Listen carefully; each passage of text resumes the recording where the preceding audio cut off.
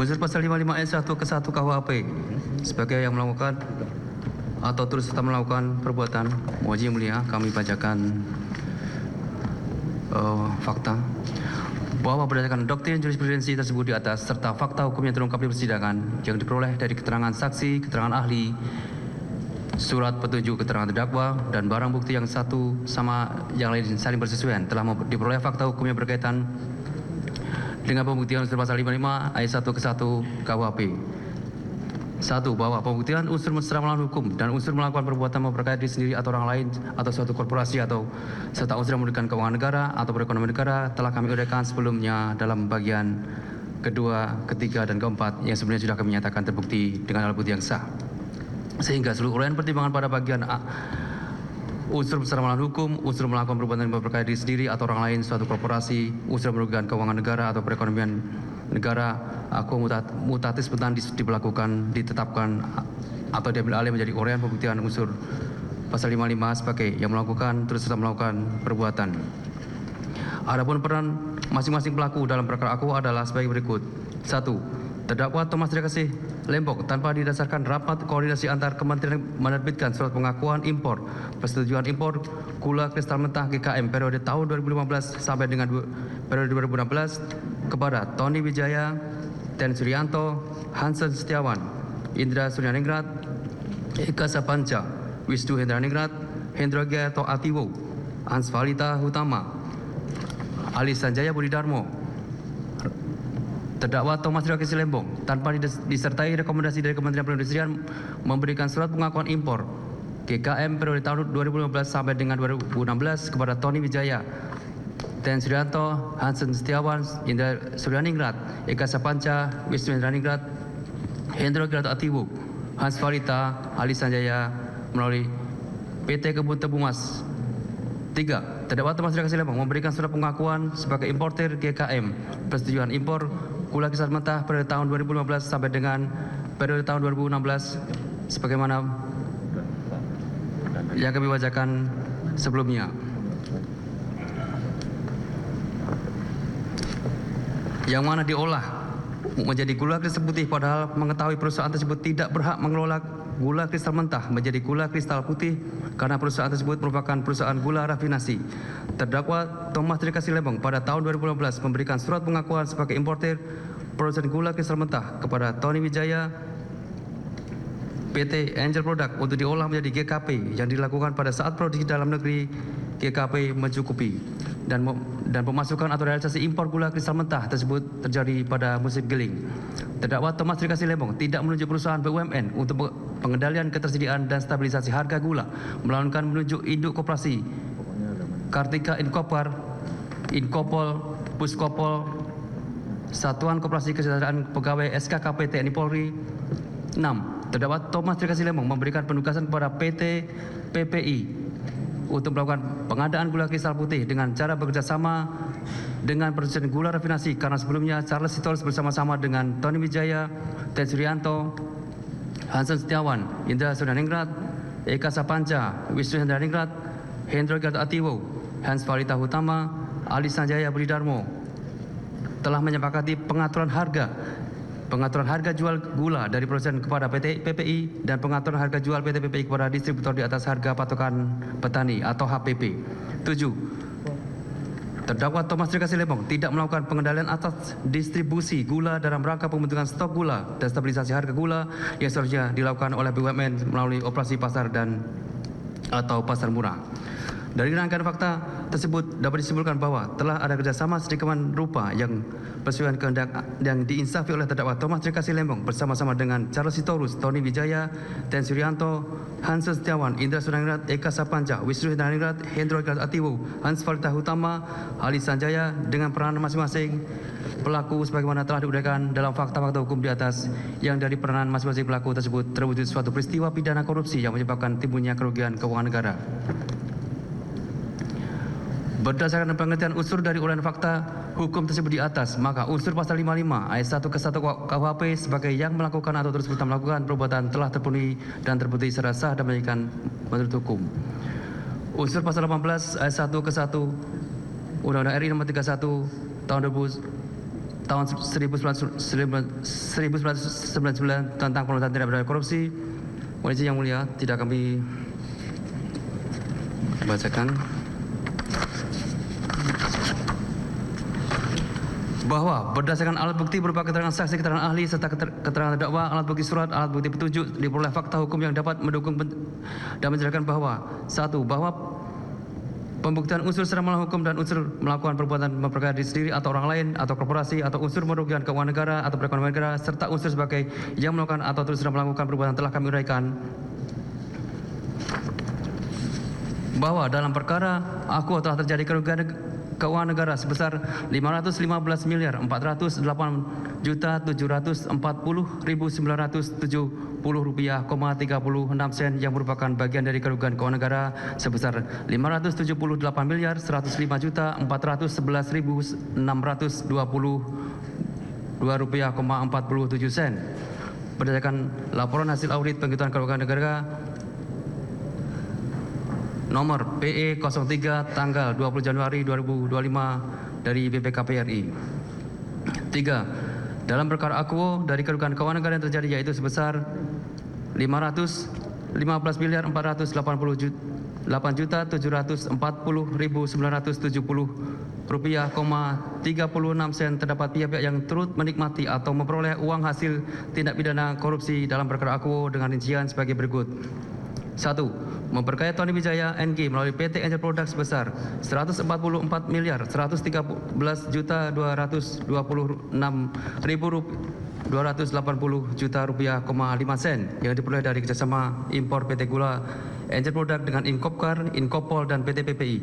2. Memperkaya Ten Suryanto Eka Prastia melalui PT Makassar Ten sebesar 31.190.880.7.951 rupiah, 27 sen yang diperoleh dari kerjasama PT Impor PT Makassar Teni dengan Inkopol dan PT PPI. 3. Memperkaya Hansen Setiawan melalui PT Sentra Usaha Tamajaya sebesar 36.441.420 rupiah, 95 sen. 4. Memperkaya Indra Sunaningrat melalui PT Medan Surgar Industri sebesar 64.131.130.580 rupiah, 81 sen. 5. Memperkaya Eka Sapanca melalui PT Permata Dunia Eka melalui PT Permata Dunia Sukses Utama sebesar 26.161.773 rupiah, 93 sen. 6. Memperkaya Wisnu Hendraningrat melalui PT Andalan Furnindo sebesar 42.481.481.069 rupiah, 89 sen. 7. Memperkaya Hendro Giarto Atiwo melalui PT Duta Sugar Internasional sebesar 41.224.293.608 rupiah, 16 sen. 8. Memperkaya Hans Valita Utama melalui PT Berkah Manis Makmur sebesar 74.553.958.290 rupiah, 80 sen. 9. Memperkaya Ali Sanjaja Budi Darmo melalui PT Kebun Tebu Mas sebesar 47.868.288.631 rupiah, 27 sen. 10. Memperkaya Rama Krishna Prasad Venkatesha Murti melalui PT Dharmapala Usaha Sukses sebesar 5.973.356.356 rupiah, 20 sen yang diperoleh dengan kerjasama dengan PT Dharmapala Usaha Sukses dengan Inkopol. Adapun pihak-pihak yang turut menikmati atau memperoleh uang hasil tindak pidana korupsi dalam perkara aku dapat dibebankan pidana tambahan berupa penjatuhan uang pengganti tersebut yang akan diuraikan lebih rinci dalam surat tuntutan masing-masing terdakwa yang mana dilakukan penuntutan secara terpisah. 4.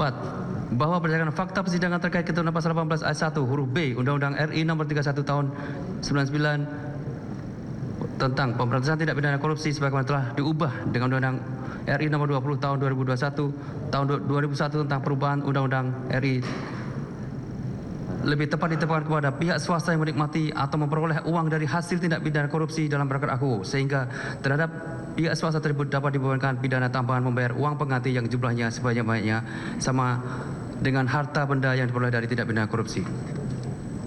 Berdasarkan rumusan pengertian unsur dan uraian fakta tersebut di atas, maka unsur pasal 18 ayat 1 Undang-Undang RI nomor 31 tahun 99 junto Undang-Undang RI nomor 20 tahun 2001 telah terpenuhi dan terbukti secara sah dan menyatakan menurut hukum bahwa oleh karena semua unsur uraian dakwaan prima di atas telah terpenuhi dan dapat dibuktikan menurut hukum, maka kami penuntut umum tidak perlu membuktikan dakwaan subsidiar pasal 3 junto pasal 18 Undang-Undang nomor 31 sebagaimana diubah dengan Undang-Undang nomor 20 tahun 2001 tentang pemberantasan tindak pidana korupsi.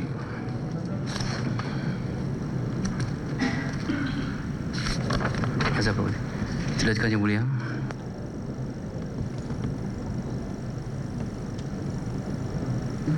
Izin melanjutkan Yang Mulia.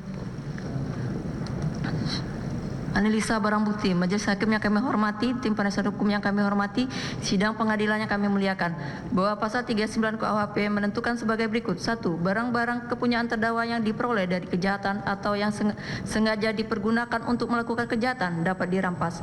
2. Dalam hal pemindahan karena kejahatan yang tidak dilakukan dengan sengaja atau karena pelanggaran, dapat juga dijatuhkan putusan perampasan berdasarkan hal-hal yang ditentukan dalam undang-undang. 3. Perampasan dapat dilakukan terhadap orang yang bersalah yang diserahkan kepada pemerintah tetapi hanya atas barang-barang yang telah disita.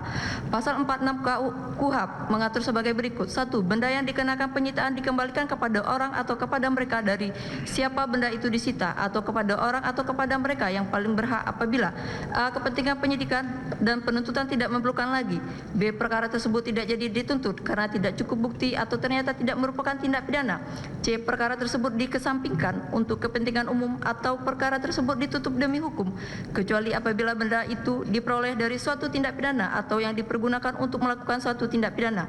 2. Apabila perkara sudah diputus, maka benda yang dikenakan penyitaan dikembalikan kepada orang atau kepada mereka yang disebut dalam putusan tersebut, kecuali jika menurut putusan hakim benda itu dirampas untuk negara, untuk dimusnahkan atau untuk dirusak sampai tidak dapat dipergunakan lagi, atau jika benda tersebut masih diperlukan sebagai barang bukti dalam perkara lain. Selanjutnya pasal 194 ayat 1, ayat 2, ayat 3 KUHP menentukan. 1. Dalam hal putusan pemindahan atau bebas atau lepas dari segala tuntutan hukum, pengadilan menetapkan supaya barang bukti yang disita diserahkan kepada pihak yang paling berhak menerima kembali yang namanya tercantum dalam putusan tersebut, kecuali jika menurut ketentuan undang-undang barang bukti itu harus dirampas untuk kepentingan negara atau dimusnahkan atau dirusak sehingga tidak dapat dipergunakan lagi. 2. Kecuali apabila terdapat alasan yang sah, pengadilan menetapkan supaya barang bukti diserahkan segera sesudah sidang selesai. 3. Perintah menyerahkan barang bukti dilakukan tanpa disertai sesuatu syarat apapun kecuali dalam hal putusan pengadilan belum mempunyai kekuatan hukum tetap. Terhadap barang bukti dalam perkara aqua, penuntut umum berpendapat 1. Bahwa mengenai barang bukti dalam perkara aqua yang telah dilakukan penyitaan secara sah menurut hukum dan termuat dalam daftar barang bukti pada berkas perkara atas nama terdakwa Thomas Rika Silembong yang masih diperlukan dan digunakan untuk kepentingan penuntutan perkara lain, khususnya perkara terdakwa Tony Wijaya dilakukan penuntutan secara terpisah, maka barang bukti tersebut dipergunakan dalam perkara terdakwa Tony Wijaya dilakukan penuntutan secara terpisah. 2.